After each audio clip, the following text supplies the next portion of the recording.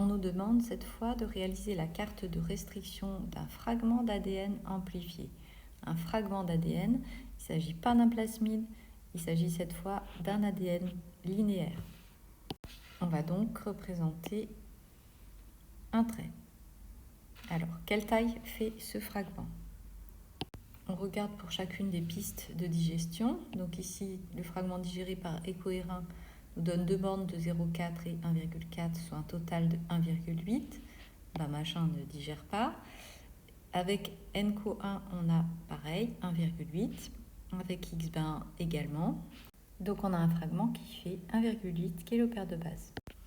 Les trois enzymes, seuls Ecoerin, NCO1 et XBA1, coupent une seule fois le fragment, puisqu'on obtient deux bandes. Donc il suffit de couper une ligne. Si vous la coupez une fois, vous obtenez deux fragments.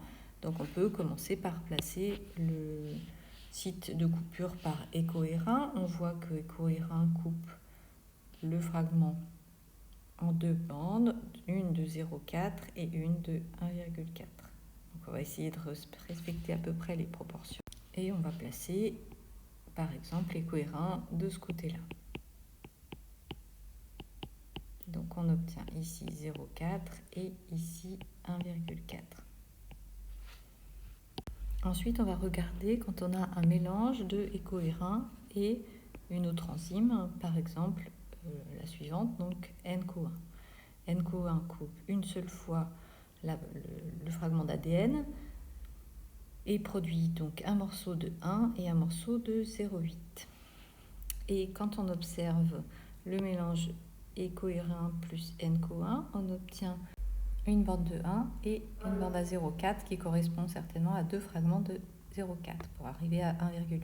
Donc Ecoerin tout seul, on a déjà une bande à 0,4 et avec NCO1 en plus, on a une deuxième bande à 0,4 et une de 1, donc ce qui veut dire qu'elle coupe ici dans cette bande de 1,4 et qu'elle va produire donc deux fragments, un de 0,4 qu'on peut placer soit ici, soit ici.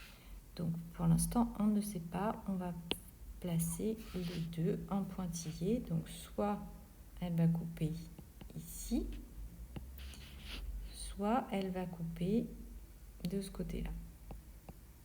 On aura donc soit de ce côté-là une bande à 0,4 et une bande à 1, soit de ce côté-là une bande à 0,4 et une bande à 1. Pour savoir, on va regarder avec d'autres enzymes. Si on regarde le mélange cette fois de Ecoerin avec l'autre enzyme, donc XBA1 qui coupe une seule fois aussi le fragment en deux parties de 0,3 et 1,5.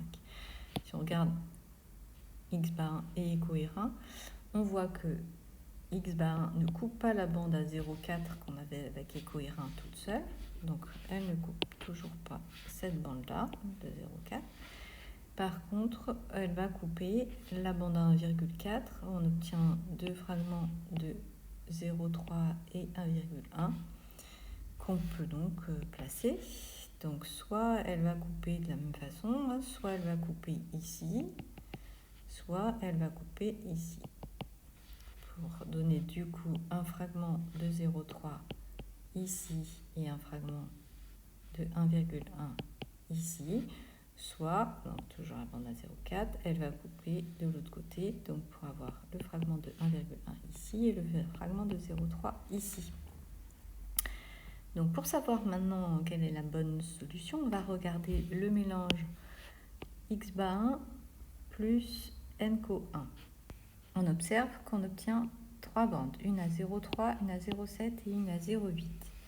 Donc, parmi les propositions qu'on avait choisies, ce qui va fonctionner, c'est donc que ici, on est 0,4 plus 0,4, coupure ici par NCO1, et puis ensuite, on aurait la bande qui reste, qui serait coupée, la bande de 1, qui serait coupée en 0,7 et 0,3.